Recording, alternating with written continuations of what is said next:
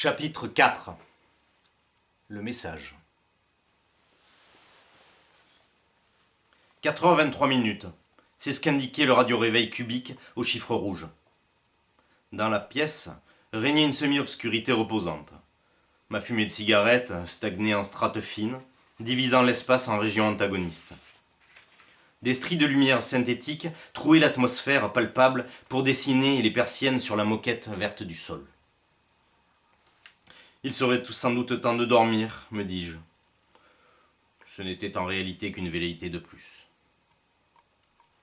Certes, il était tard, ou tôt, mais le sac plastique plein de provisions que j'avais ramené de la supérette n'était pas encore vide. Une flasque de gin et 2 Grafenwälder posés sur la tablette de la chambre d'hôtel me narguaient encore. De toute façon, je n'avais rien à faire de bien important. De la rue en contrebas montait le bruit d'une dispute. C'était sans doute la sortie de la boîte de nuit que j'avais remarquée en arrivant. Le bouge s'appelait le Too Much, rien que ça.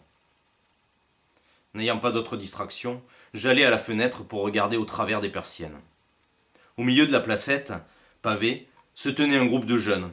2 d'entre eux traînaient le 3e, ivre-mort. À quelques mètres de là, debout devant un banc sur lequel gloussait une petite brune, se trouvait un autre mâle, débordant de testostérone.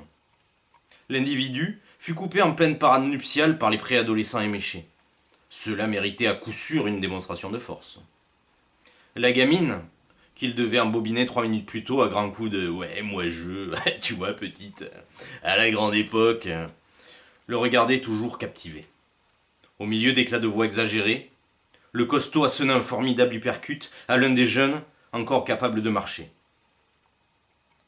Après cet immense acte de bravoure, le gars déguisé en militaire saisit brutalement sa conquête par le bras et partit d'un pas vif. La place était maintenant redevenue calme. Il n'y avait plus que 3 innocentes carcasses qui tentaient de se remettre de leurs émotions. Était-ce tout ce que pouvait m'offrir ce trou à cette heure-ci ? Je traversai donc la pièce, laissant sur mon trajet des spirales de fumée nauséabonde, pour reprendre ma place initiale sur ce lit trop dur. Pourquoi étais-je venu dans le Nord ? Il fallait remonter 1 semaine plus tôt, à la genèse de cette escapade, afin d'en saisir la bêtise. Nous étions le 10, je crois, quand, passant chez Béatrice, ma maîtresse du moment, pour échanger futilité et fluide corporel, je me rendis sur Internet. Sur l'adresse e-mail que m'avait ouverte une autre compagne en début d'année, je trouvais, en plus des tonnes virtuelles de publicité inutile, un message insolite.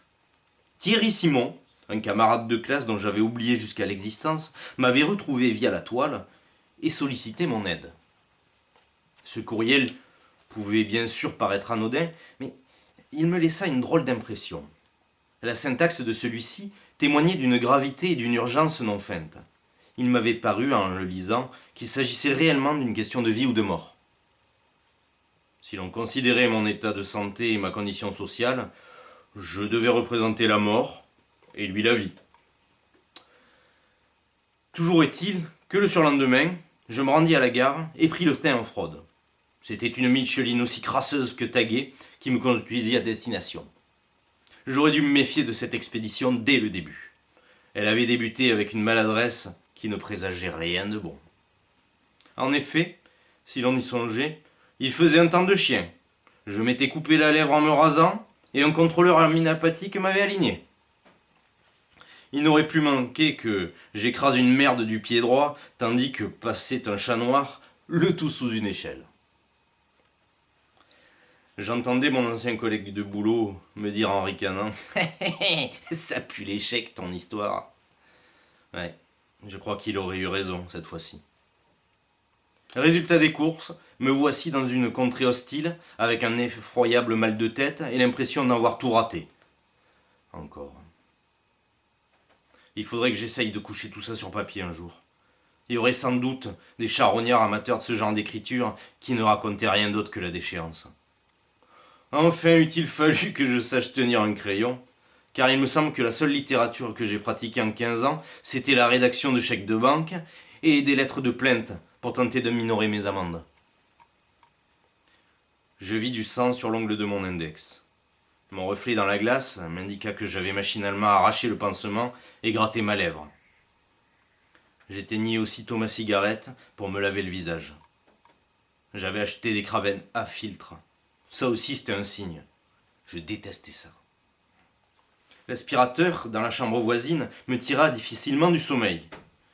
Dieu, quelle mine affreuse j'offrais. Je n'avais pas défait le lit, pas plus que je ne m'étais déshabillé. Oui, je sais, c'est pas sain, je sais, dis-je tout haut, comme si ma mère était en train de me sermonner. Les doigts fouillant mes paupières lourdes, je me dis qu'il était quand même préférable de ne pas traîner une poule, même si quelquefois il m'arrivait de maudire la solitude. Quoi qu'il en soit, ce n'était pas à ma mère ou à Béatrice que j'en voulais à cet instant, c'était à cette putain de femme de ménage. Ouais, je sais, elle fait que son boulot, mais bordel, elle pourrait pas le faire en silence. Lâchais-je, comme si mon reflet dans la glace défraîchie me faisait la morale. Quand je saisis mes chaussures crottées, 2 cafards s'en échappèrent avec la grâce qui les caractérise. Saleté de parasites, vous pouvez pas harceler quelqu'un d'autre ? Leur demandai-je en agitant mes godillots dans le vide. C'est pathétique, voilà que tu causes aux insectes. C'est peut-être ridicule, mais il faut concéder que les cancrelats me poursuivaient. Où que je sois, ils m'escortaient, tissant entre leurs antennes des plans machiavéliques dont j'étais sans doute l'outil. Ou peut-être l'objet. Bon, trêve de conneries, faudrait quand même que je me douche. La salle de bain carrelée, très lumineuse, me paraissait faire partie de notre univers que la chambre austère. Elle était exiguë et vieillotte, mais fonctionnelle. La douche chaude fut une véritable renaissance. Elle me clarifia les idées et me tira de la nuit inconfortable et poisseuse que je venais de passer. C'est au sortir de mes ablutions, enfin revigoré, que je me rendis compte, atterré, que je n'avais même pas pris de change avec moi. Il m'était donc nécessaire de remettre ces vêtements qui sentaient la sueur et le tabac froid.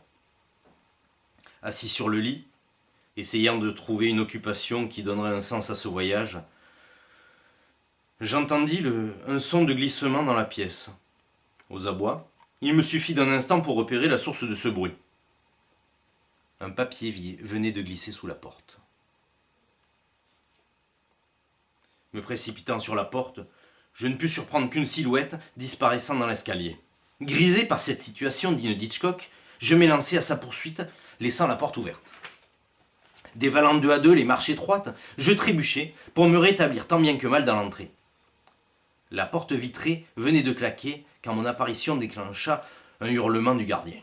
On l'entendait encore gueuler dans la rue alors que je tentais de rattraper l'inconnu qui venait de prendre la ruelle de droite. M'y engouffrant, je m'aperçus avec rage que l'artère était pleine de monde. Seul au milieu de ce flux humain, je scrutais la foule dans tous sens, sans pouvoir repérer le corbeau. En sueur et tremblant, sous les effets de l'adrénaline, je sautillai un moment en décrivant des arcs de cercle dans la grande rue commerçante bondée.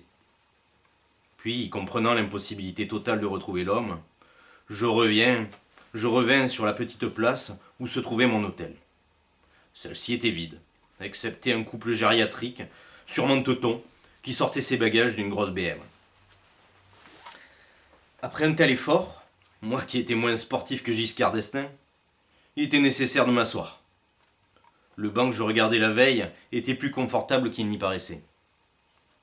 Reprenant mon souffle, d'étranges idées me traversèrent l'esprit. Cette situation romanesque ne pouvait être que le fruit du hasard ou d'une erreur. Ouais, une erreur, c'est probablement la seule explication rationnelle. Une erreur. Entrant dans l'hôtel, je me fis arrêter par l'employé qui, ayant déballé tout son zèle, me fit la leçon devant 2 filles du personnel. La confrontation était inévitable. De toute façon, c'est ce petit bouffon ridicule qui l'avait instigé. Tournant les talons, je montai l'escalier, laissant le nain bouillir tout seul en lui balançant juste « Eh ok tonton, t'auras qu'à expliquer tout ça aux autorités. » J'entendais encore le porcelet s'énerver tandis que j'entrais dans ma chambre. M'asseyant sur le lit, j'ouvris la canette de 50 centilitres de bière qui avait survécu, avant de la vider d'un trait. C'est alors que je m'aperçus avec stupeur que la fenêtre avait été ouverte. En effet, Une femme de chambre se tenait dans la salle de bain minuscule, avec un regard empreint d'hésitation et de frayeur. « C'est bon, merci, je vous ferai signe si j'ai besoin d'autre chose. » Elle n'eut pas besoin que je lui dise 2 fois pour quitter la chambre en refermant soigneusement la porte derrière elle. Sentant la pression retomber, un fou rire me submergea. Je ne pouvais me contenir en songeant à l'expression de la femme de chambre. Droite comme un i, dans sa blouse blanche, la pelle dans une main, un sac dans l'autre, avec son air de rongeur égaré, aux yeux tout ronds, on eût dit qu'elle avait vu passer un spectre. Putain, mais y avait quoi là-dedans ? Me dis-je, quand je me rendis compte que je n'avais même pas pris la peine de regarder le mot qu'on m'avait glissé sous la porte. Il n'était manifestement plus là. Je pris le temps de regarder sous le lit, au cas où je l'ai poussé avec le pied, mais il avait bien et bien disparu. C'était quand même pas du délirium, bordel! C'est alors que je pensais au Fievel que j'avais chassé 5 minutes avant. Bien sûr, elle aura ramassé le papier et jeté en faisant la chambre. Il me suffisait de descendre à la réception, de demander gentiment au plouc de l'entrée si je pouvais parler à l'employé en question en évitant son courroux. Cela ne me semblait pas facile, mais je ne crois pas avoir vraiment eu le choix. Rassemblant mes affaires, constituées seulement d'un 3/4 de cuir noir et d'un portefeuille magique, je me dirigeais confiant vers l'accueil. Le réceptionniste, renfrogné, était si crispé que son cou avait disparu sous un col blanc amidonné. « Sur ordre de la direction, veuillez, monsieur, prendre vos affaires et vider les lieux !» me lança-t-il avec un air triomphal avant même que je n'ouvre la bouche. Les 2 mains sur son pupitre, serrant les dents pour ne pas lui déverser un flot ininterrompu d'insanité, je regardais le sol. Je lui demandai alors, avec l'intonation la plus sage possible. « Je désire simplement m'entretenir avec la femme de chambre qui s'est occupée de ma suite. » « Le personnel de la maintenance a pour directive de n'entretenir aucun rapport avec les clients de l'hôtel, » rétorqua-t-il, virant au carmin. « Je veux pas fonder une famille, pauvre con, je veux juste lui parler, » m'exclamai-je, perdant tout sens commun. Tandis qu'il se tenait face à moi, des vagues d'images m'assaillirent. Quand je me vis finalement lui assonner un bourre-pif sur la trogne, j'abandonnai cette conversation stérile et sortis de l'établissement en serrant les poings. J'avais évité le baroud d'honneur, mais ma lèvre s'était rouverte, me laissant un goût sanglant dans la bouche. « Calme-toi, pépère, ça sert à rien de fulminer à cause d'un crétin de la sorte, » me dis-je en faisant les 100 pas sur le pavé. Adossé à un mur de la place, j'allumai une clope en tremblant, quand soudain, derrière les poubelles de l'hôtel, une porte de service s'ouvrit. Une jeune fille en jogging noir et rose se tenait dans l'entrebâillement de la porte, me faisant signe discrètement. Je la rejoignis d'un pas alerte. « Ah, vous en faites pas, monsieur Landru, c'est le dernier des cons. Il se sent plus pissé depuis qu'il a pris de l'avancement ?» me dit-elle avec un air compatissant. Avec sa main gauche, elle tapota sa bouche, mimant le fumeur lambda. Aussitôt, je lui tendis le paquet de blonde. Allumant une tige avec empressement, elle me demanda ce que je voulais à sa collègue. Je lui expliquai mon histoire. Elle l'écouta jusqu'au bout d'un air dubitatif, puis me désigna le conteneur à côté duquel nous nous tenions. « Si c'est vraiment important, c'est là que vous trouverez tous les déchets de l'hôtel. C'est là qu'ils finissent. » « Bon, c'est pas tout ça, mais j'ai du boulot. Si je me fais pincer, ça va être ma fête. » Sur ce, la porte de métal se referma rapidement, avant même que je ne puisse le remercier. Il ne me restait plus qu'à fouiller ce réceptacle à immondices. Quand elle m'avait quitté pour un autre, Léa m'avait bien dit que je finirais dans les ordures avec les déchets. Tentant d'oublier ces pensées désagréables, j'entrepris mon investigation. L'intérieur de la poubelle était rempli de sacs, l'odeur était presque insoutenable. Prenant mon courage à 2 mains, je me saisis d'un sac et l'ouvris. C'en était trop pour mon organisme. Je ne pus me retenir de vomir entre la poubelle et le mur. Je m'éloignai, essayant de retrouver mon souffle, maudissant ce Thierry Simon qui m'avait amené ici. Je n'ai jamais eu de ses nouvelles.